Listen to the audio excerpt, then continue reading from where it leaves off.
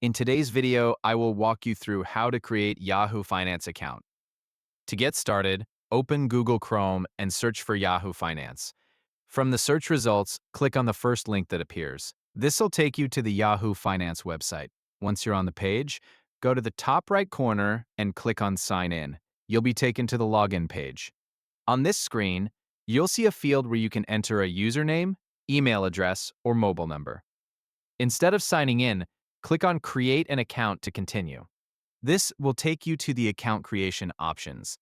On the account creation page, select the Google icon if you want to sign up using your Google account. After clicking the Google icon, you'll be shown the Google accounts that are currently available.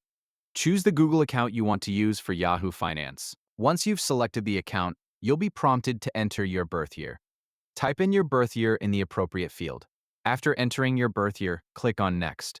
Continue by following the prompts that appear on the screen. Once you reach the final step, click Done.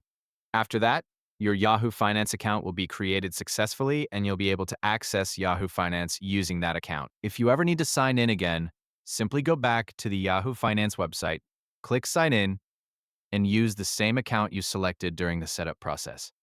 The process is very simple and only takes a few moments. Just search for Yahoo Finance, go to the website, click Sign In, select Create an Account, choose the Google account, enter your birth year, and complete the setup by clicking Next and then Done.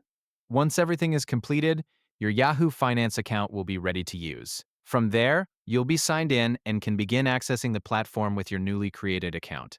That's all there is to it. By following these steps, you can quickly create a Yahoo Finance account and start using the service without any difficulty. Thank you for watching, and I'll see you in the next video.